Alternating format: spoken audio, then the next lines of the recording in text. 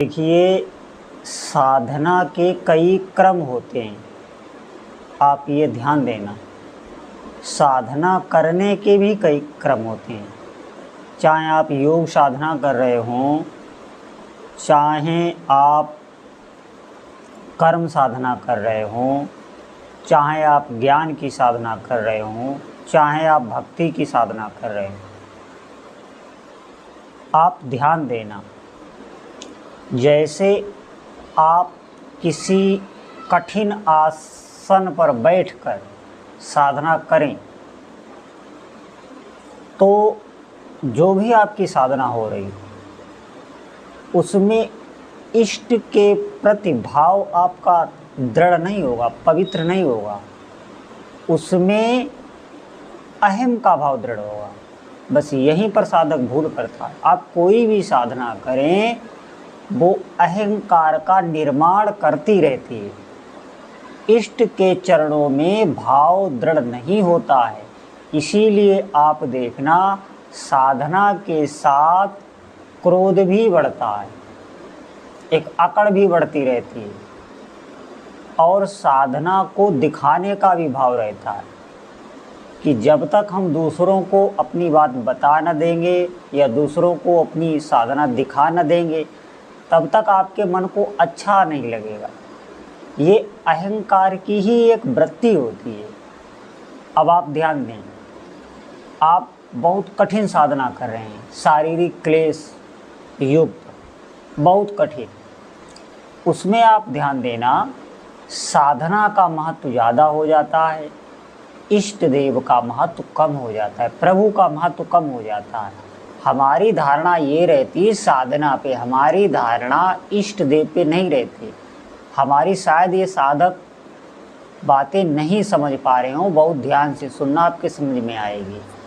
साधना पर आपका अधिक महत्व है कि जो साध्य है, जिसकी आप साधना कर रहे हैं, उस पे अधिक महत्व है। महत्व को आपको देखना चाहिए। साधक की सफलता इसी में है कि साध्य पर महत्व हो। साध्य का मतलब जिसकी आप साधना कर रहे हैं, आप ध्यान तो कर रहे हैं, लेकिन धारणा क्या है आपकी, किसका आप ध्यान कर रहे हैं। अगर आप ध्यान कर रहे हैं अपने मैं का या निर्विकार या शून्य स्थिति का, तो आप ध्यान दें। अब आप अपने प्रभु से दूर हैं, अहंकार ही बढ़ेगा। ध्यान कर लेना, मेरी एक एक बात आप कहीं लिख लेना, नोट कर लेना और करके देख लेना, अहंकार ही बढ़ता है इसमें। और जब आप सगुण साकार प्रभु राम कृष्ण हरि शिव जी हनुमान जी माँ दुर्गा किसी भी भगवान का ध्यान कर रहे हैं तो इसमें अहंकार नहीं बढ़ेगा। इनका भी ध्यान होता है, इनके चरणों का ध्यान, इनके रूप का ध्यान, इनके धाम का ध्यान, इनके लीलाओं का ध्यान। लेकिन ये ध्यान तुम तभी कर पाओगे जब तुम सगुण रूप से इनकी सेवा करते होगे। जब तक आपने इनकी सेवा की नहीं, इनके विग्रह की सेवा की नहीं, तो इस ध्यान में आप पहुंच नहीं पाओगे। तो अब ध्यान देने की वस्तु है कि हमारी नज़र साध्य पे होनी चाहिए, साधना पे नहीं। यह गुण साधन ते नहीं होई, प्रभु की कृपा पाव कोई कोई। अब ये जो नाम जप है भगवान का, ये साधना में नहीं आता। आप ये समझें, नाम जप भगवान की, नाम रूप लीला और धाम, ये चारों मिलाकर भगवान ही कहे जाते हैं।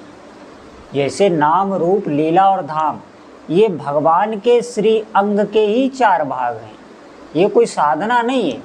साधना में अहंकार ही बढ़ता है। चाहे आप कुंडली जागरण योग मार्ग ज्ञान मार्ग की कई साधनाएं जो कठिन शरीर, कठिन कठिन व्रत, कठिन कठिन जो शरीर की तपस्या हैं, हठ योग हैं, ये सब जो क्लेश देने वाली हैं, तपस्या वाली हैं, इनमें अहंकार बढ़ता है। ध्यान देना, करते तो वो हैं पापों को मिटाने के लिए, हृदय को निर्मल करने के लिए, लेकिन साधना वो इतनी कठिन है। जब कठिन साधना, कठिन क्रिया आप करते हैं कोई भी, तो देखना उसमें अहंकार की ही वृद्धि होती है, अहंकार की वृद्धि उसमें होगी ही होगी। कोई बड़ा कार्य आप करें उसमें अहंकार ही बढ़ता है। लेकिन ये जो नाम आप जप कर रहे हैं इसमें भगवान के चरणों में प्रेम बढ़ता है, अहंकार नहीं बढ़ता। और दृष्टि साध्य वस्तु की तरफ रहती है, आपकी निगाह अपने इष्ट देव की तरफ रहेगी कि प्रभु मुझसे करा रहे हैं, मैं करने वाला नहीं, प्रभु ही मुझसे करा रहे हैं, मैं तो भोगों में फंसा हुआ हूँ, ये दृष्टि रहेगी। और अपने भीतर आप दोष देखेंगे। इसमें खास बात यही है कि आपको अपने भीतर दोष नज़र आएंगे और बाहर आपको सद्गुण नज़र आएंगे।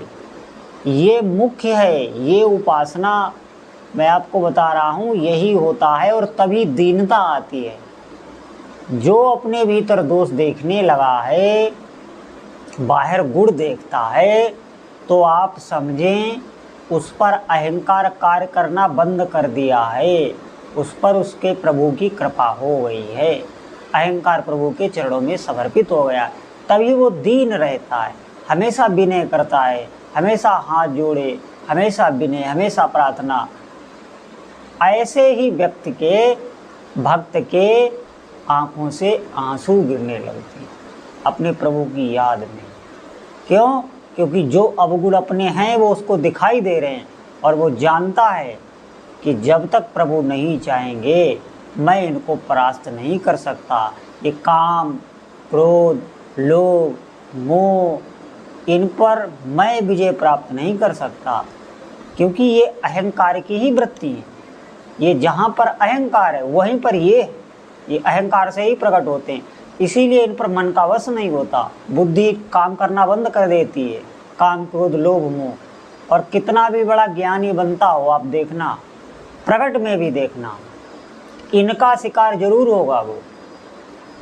काम, क्रोध, लोभ, मोह। जो अपने इष्ट के शरणापन्न नहीं हुए हैं, जो किसी संत के, गुरुदेव के शरणापन्न नहीं हुए हैं, वही इन पर विजय प्राप्त करते हैं।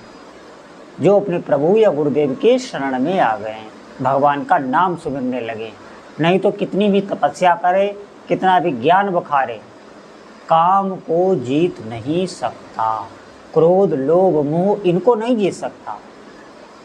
देखिए साफ साफ बात हमारी है, समझ पाएँ तो समझें। इसीलिए आप नाम सुमिरन कीजिए। नाम में क्या होता है, कोई अहंकार नहीं बनता। नाम जपने में कौन तपस्या आपकी बन रही, कोई अहंकार नहीं। लेकिन जपना इसलिए कठिन है कि इतना सरल है, इसीलिए जपना कठिन है। अगर ये कठिन होता तो आप इसे करते, लेकिन ये जपना सरल है इसीलिए ये कठिन है, कर नहीं पाएंगे। जब आप करेंगे मन उबेगा, भागेगा, हर कार्य करने के लिए मन राजी हो जाएगा, नाम जपने के लिए नहीं। इसीलिए इसमें प्रभु कृपा करने लगते हैं उस भक्त पर, क्योंकि नाम, रूप, लीला और धाम ये प्रभु के श्री चरणों के ही अंग हैं, उनके शरीर के ये अंग हैं।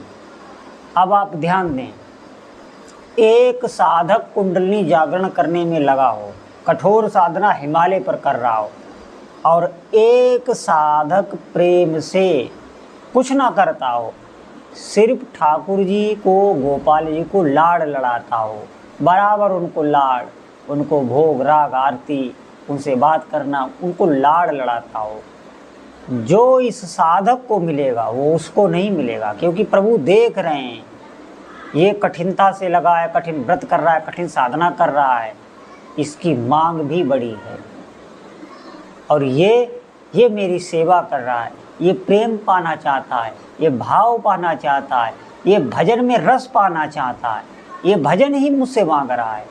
उस पर प्रभु रीझ जाते हैं, और वो योगी इस भक्त का कुछ बिगाड़ नहीं सकता। कितना बड़ा भी कोई तांत्रिक हो, इस भक्त का बिगाड़ नहीं सकता। जो ये सीधा साधा सरल भक्त भगवान की सेवा कर रहा है, नाम जप कर रहा है। इसलिए मेरा आपसे प्रार्थना है कि नाम जपने लगे।